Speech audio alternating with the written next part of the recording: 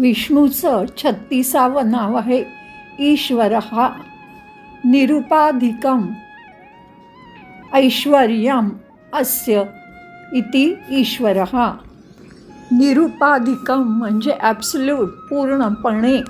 ऐश्वर्यम म्हणजे सर्वोच्च किंवा ऐश्वर्य ज्याचं असा तो ईश्वर।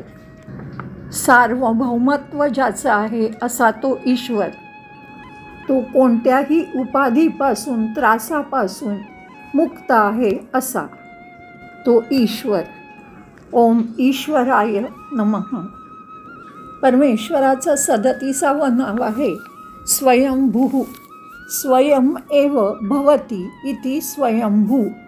स्वयमेव म्हणजे स्वतःच, भवती निर्माण होतो तो स्वयंभू। प्रत्येक उत्पत्तीचं कारण हा असतो, पण सगळ्या कारणांचं परम कारण तो असतो, पण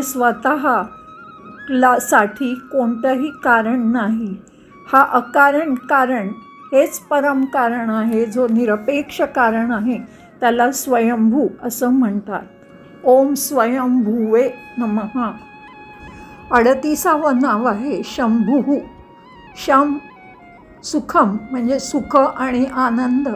भक्तांना भावयती म्हणजे निर्माण करतो किंवा त्याचं सुख आनंदाचं कारण जो बनतो तो शंभू। हे शंकराचं एक नाव आहे। खरं म्हणजे विष्णू आणि शंकर हे वास्तविकता एकाच गोष्टीच्या दोन अभिव्यक्ती आहेत। हा आपल्या भक्तांना आंतरिक चांगुलपणा, स्वच्छता आणि बाहेरच्या बाबतीत समृद्धी देतो असा शंभू। ओम शंभवे नमः। 39वं नाव आहे आदित्य। आदित्यमंडलांतस्थो हिरण्मयः पुरुषः स आदित्यः। आदित्यमंडलातस्थः म्हणजे सूर्याच्या कक्षेत जो स्थित आहे। हिरण्मयः म्हणजे सुवर्ण वर्णाचा किंवा सर्वोत्तम असा जो पुरुष तो आदित्य।